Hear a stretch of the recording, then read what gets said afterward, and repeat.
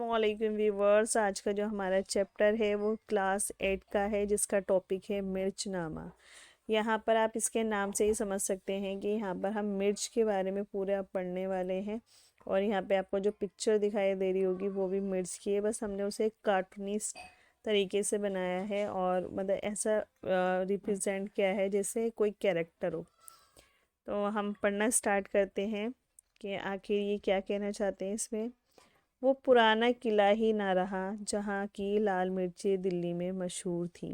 यानी कि ये बात हो रही है लाल मिर्चों की, जो सबसे ज़्यादा फेमस रही हैं पुराने किले की। और फेरी फेरी वाले पुराने किले की मिर्चें आवाज़ लगाकर मिर्चें बेचा करते थे। यानी कि वो पुराने किले की मिर्चें इतनी ज़्यादा फेमस थी कि वहाँ पे जब लोग मिर्चें बेचा करते थे तो वो कहते भी यही थे कि पुराने किले की मिर्चें। कहने को किला अब भी मौजूद है, लेकिन इसके आसपास की ज़मीन जहाँ मिर्चों की पैदावार थी नई दिल्ली के नक्शे में आ गई और खेती क्यारी का नक्शा किले के करीब बिल्कुल मिट गया है।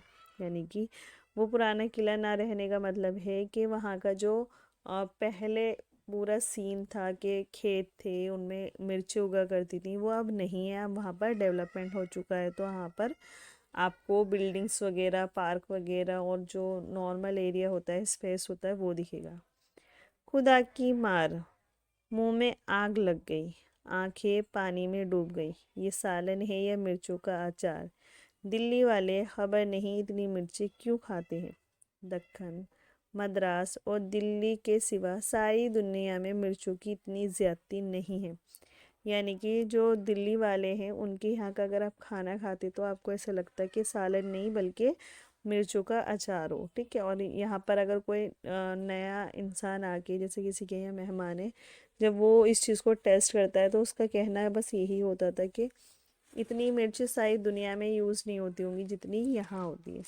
मगर दिल्ली, इलाही तेरी पनाह, ये सालन में लाल मिर्च ना हो तो दिल्ली वाले इसकी सूरत पर ध्यान नहीं देते। यानी यहाँ पर लोगों को इतनी मिर्च पसंद है कि वो पिसी हुई मिर्चें भी इस तरह यूज़ करते हैं कि अगर सालन में मिर्च ना हो तो इन्हें सालन लगता ही नहीं है। नीली पीली शक्लें बनाते हैं दिल्ली वाले, हरी मिर्चें रूखी खाते हैं। यानी कि मिर्च का खाने का पसंद करने का आलम ये है कि लोग कच्ची मिर्च भी खाते हैं। नींबू में कतर कर कचूमर बनाते हैं, अचार में डालते हैं। लाल हो जाए तो दाल सालन इसी से पकाते हैं। सालन की लाल लाल रंगत की तारीफ की जाती है, जो मिर्च की तेज़ी से हर वक्त सुर्ख रहता है। यानी यहाँ पर अच्छा खाना कौन सा होता है जहाँ पर सालन में इस तरह की मिर्च हो कि वो बिल्कुल रेड हो रहा हो। लाल मिर्च का पौधा 2-1.5 फुट ऊंचा होता है। यानी कि अगर हम बात करें लाल मिर्च के पौधे की तो वो ज़्यादा बड़ा नहीं होता। मिर्च शुरू में ही बड़ी प्यारी मालूम होती है, उंगली भर की, सब्ज, चिकनी, 5 इंच मोटी, जड़ की तरफ से चौड़ी, मुंह के पास पतली। यानी कि अगर हम मिर्च का पूरा बताना शुरू करें कि कैसी होती है तो उसका तो जो पौधा होता है वही छोटा सा होता है, और जो मिर्च जब निकल रही होती है तो वो अपनी जो मुंह होता है उधर की साइड से चौड़ी होती है, जैसे आप यहाँ देख सकते हैं, और फिर लास्ट में आके पतली सी हो जाती है। ज़मीन की तरफ आंखें झुकाए रखती है, यानी कि ये इस तरह से होती है, यहाँ से तो लटकी हुई होती है पेड़ में, पौधे में, और यहाँ से ये इस तरह ज़मीन की तरफ देख रही होती है। चंद रोज़ में बढ़ते बढ़ते 2 इंच 2.5 इंच लंबी हो जाती है। बचपन की सब्जी जवानी का सुर्ख लिबास पहनती है। यानी कि पहले स्टार्टिंग में ये हरी होती है और जैसे जैसे ग्रो करती है तो ये पकना स्टार्ट हो जाती है और फिर रेड कलर की हो जाती है, जैसे आप यहाँ देख भी सकते हैं।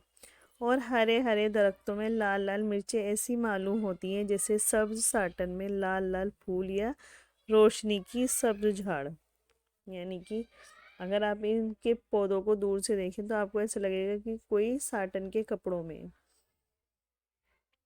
बेचारा दरख्त तो अव्वल से आखिर तक सब्ज ही रहता है, खबर नहीं मिर्च में ये जवानी कहाँ से आ जाती है कि मरते दम तक लाल रहती है। यानी कि जो इसका पौधा है वो कितना भी पुराना हो वो आपको ग्रीन ही दिखाई देगा, लेकिन मिर्च की ये होती है कि स्टार्टिंग में ग्रीन और फिर बाद में लाल हो जाती है।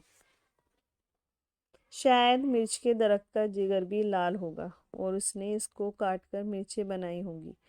مرچیں ٹوٹ کر آتی ہیں تو ڈھیروں میں پاؤ اور ہار بنا کر یوں ہی چھتوں اور سوکھی زمین پر پھیلا کر ان کو سکھا لیتے ہیں، یعنی یا تو ان کے ڈھیر بنا دیے جاتے یا پھر اس طریقے سے زمین پر سکھا کر ان کو کہتے ہیں نا نارمل کرتے ہیں، جسے ان کو یوز کیا جا سکے، خراب نہ ہو جائے، یا پھر ان کے ہار بنا لیتے ہیں۔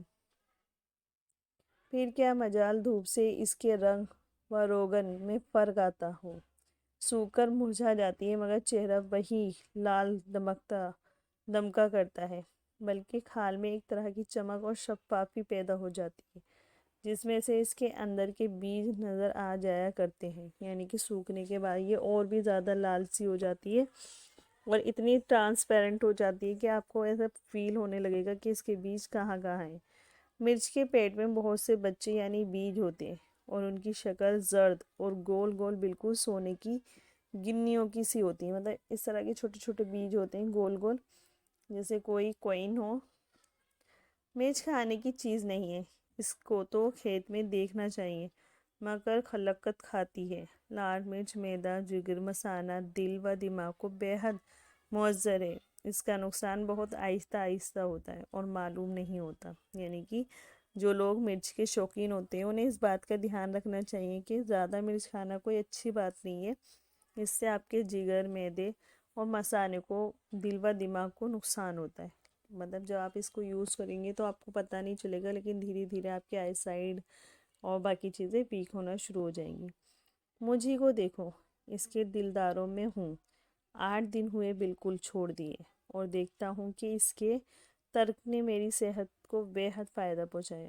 اب تو عہد کر لیا، خدا نے چاہا تو اس فتنی کو کبھی منہ نہ لگاؤں گا۔